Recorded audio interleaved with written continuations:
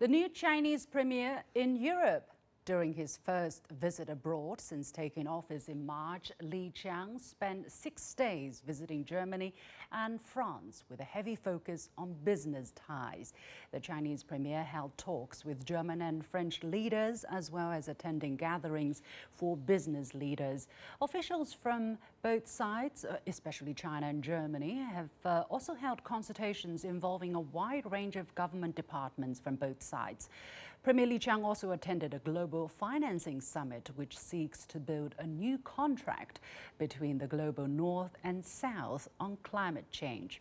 His presence was a rare sight after China-EU ties faced a period of murkiness aggravated by travel restrictions due to the COVID-19 pandemic. So what messages did the Chinese premier send with the help of personal experiences, even humor? How have they gone down with his European hosts and the general public? What does it have to do with you if you're in other parts of Europe or other parts of the world? Welcome to this discussion. I'm pleased to be joined from Shanghai by Chen Dongxiao, President of Shanghai Institutes for International Studies, from Paris by Professor Joav Toker, American Graduate School in Paris, and from Berlin by Stephan Ossenkopp, Senior Fellow at the Schiller Institute. Gentlemen, welcome to The Point. President Chen, if I may go to you first, what do you think are the considerations behind Premier Li's choice of destinations for his first overseas trip? We understand that last month China's State Councillor and Foreign Minister Qin Gang also visited Germany and France, of course, along another European country.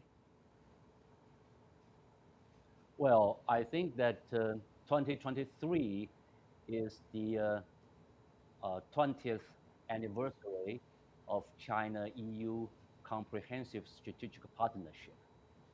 And both France and Germany are the two leading economies of Europe, as well as the most important key players in Europe. And therefore, I think that to maintain a robust, stable, as well as comprehensive partnership, strategic partnership with these two leading economies, two leading political players of Europe would be very important for China's economic, political, and strategic interests. And I think that just as Premier Li Qiang has mentioned in his meeting with his counterparts with both Paris and Berlin, that he is trying to use these important bilateral meetings as well as by taking these multilateral meetings on new global financing pact to show China's interest or commitment in maintaining a strategic partnership, meaningful with both two countries, and also show China's commitments to help, particularly facilitate the global partnership for those large number of developing countries in difficulties. Well, one highlight of Premier Li's visit is the 7th China-Germany intergovernmental consultation. As I said, officials from 22 departments, including foreign affairs, economy and trade, finance, education, environmental, etc., updated leaders from both sides on their collaboration. Now, the 6th consultation, the previous one, was held online in 2021. And China's Foreign Ministry spokesperson called the mechanism of intergovernmental consultation with Chinese Premier and the German Chancellor as its co-chairs a super motor between the two countries. Professor Chen, President Chen, as it is again about the Chinese way of understanding, how is this super motor going at this moment? Is it really very effective? Well, I think that in terms of the governmental to governmental relationship, those established and workable intergovernmental consultation platforms always play the most important role in shaping the agenda in forming the consensus, as well as I think could help pave the way for more detailed agreements between two sides. So I think that if we compared with the past, and in terms of China's relationship with all those key economies, whether it's advanced economies and developing economies, China has always attached greater importance of maintaining a very robust and governmental to governmental, intergovernmental consultation forum.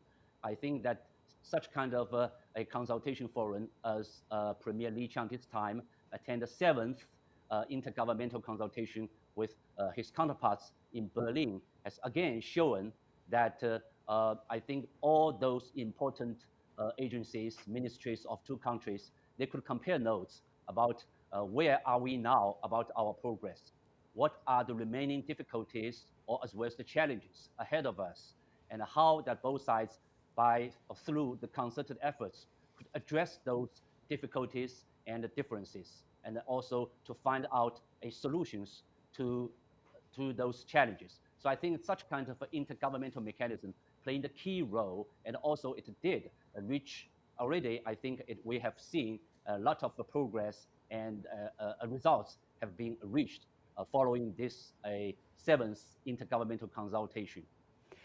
Professor Toker, let me go to you.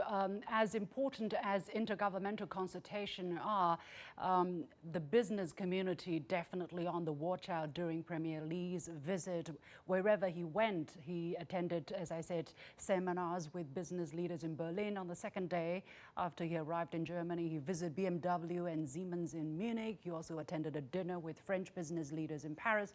So how much have businesses in Europe looking for messages from the Chinese premier during the trip? Do they need a timely shot in the arm of confidence from the Chinese side? Or what were they looking for? Did they get it? They were looking for many things, and they were extremely attentive to what actually was exposed on the part of Prime Minister Li. Obviously, in this sense, let it be in Germany or in France or in other contexts which were related to the financial climate summit which took place in Paris right after the bilateral talks between the Chinese delegation and Germany and France. What is very important to understand on the European side, but I believe on the Chinese side as well, is the overall contextualization. And the overall contextualization really gravitates right now around geostrategic understanding, which is conditioned by the war in Ukraine. Although the war in Ukraine per se is not a business issue, isn't it?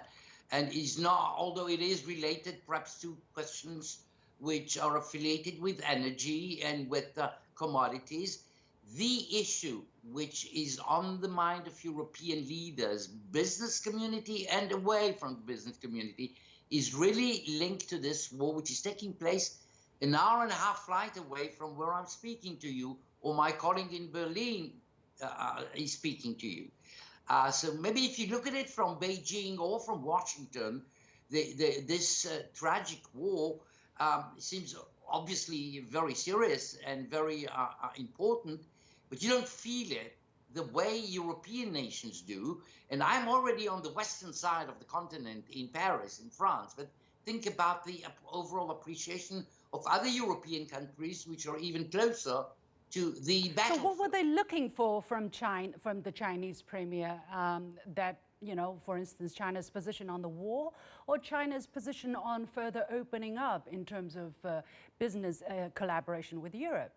Professor Toker. Directly, when it comes to those 4 or 5 days of conversations, they were not looking from Prime Minister Li clarifications regarding the geostrategic positions of China, although of course clues and hints regarding this position which attract extreme attention of the entire world, because the overall Western position is that perhaps the only protagonist which can meaningfully influence decisions in Moscow in favor of heating down the tension is probably Beijing, more so than any other capital on earth, perhaps.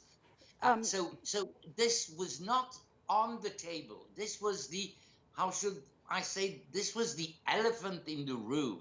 Okay. So I get your point. I get your point, Professor Toker. Let me save some time for our third guest, Stephan Ossenkopp, joining us from Berlin. Stephan, I hope you're there and you can hear me. What is your take? I'm here. Yeah. Do you think German business leaders were concerned overwhelmingly by the geopolitical situation in Europe rather than the business environment or, you know, the kind of opening up China is committed to carrying out? Were they getting the kind of messages that they were looking for from Premier Li's visit? Yes, definitely, in a very specific way, because the German Chancellor Scholz explicitly rejected decoupling. And also Elisabeth Borne, the French Prime Minister, later on said the same thing and said there will be no decoupling. So without pointing their fingers at Washington, this was a clear different positioning than Washington and the Anglo-Americans. So there was, for the German industry and also for the French industry, a clear signal that they will not let the supply chains, the industrial chains, the trade and investment relations between European countries and China will not basically let that go and sacrifice it for geopolitical reasons. I think that was very important. You saw that there were not only government consultations, but also large roundtables where between industrialists and representatives of the department, cooperation agreements were signed. You had a lot of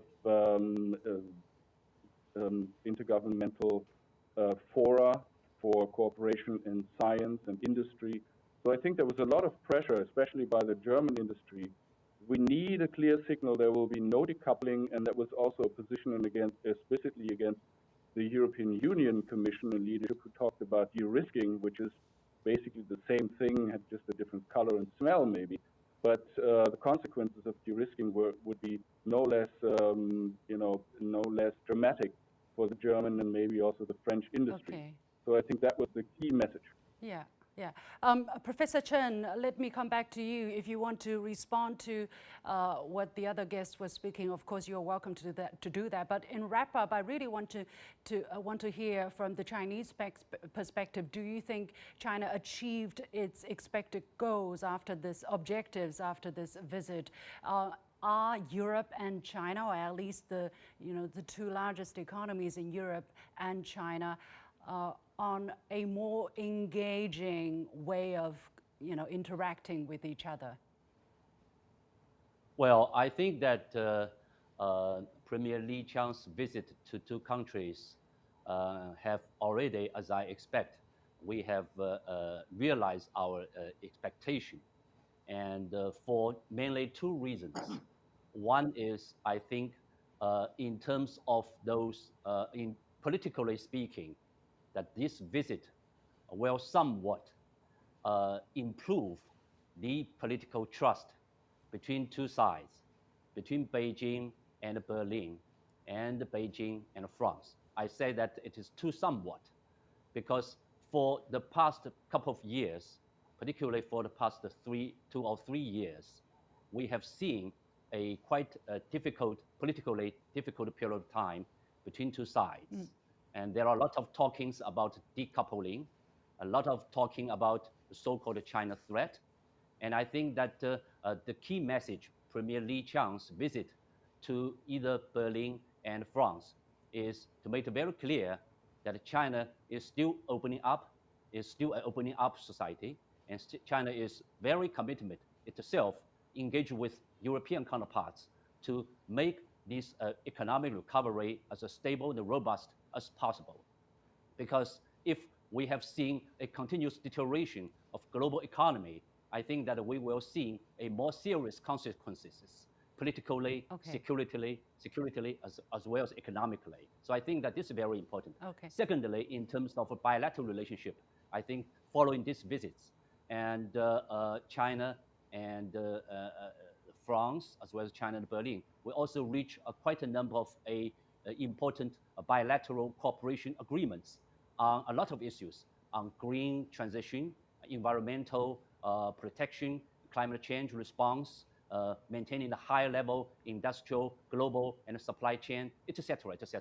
So I think that from a Chinese perspective, we have already reached a lot of expectations we have of this visit. All right, we have to leave it there. Many thanks to Chen Dongxiao, President of Shanghai Institute for International Studies, Professor Joav Toker from the American Graduate School in Paris, who is joining us at this inconvenient hour. I really appreciate that. And Stephan Ossenkopp, a Senior Fellow at Schiller Institute. Because of technical issues, we won't be able to get more of your opinion, but next time, hopefully.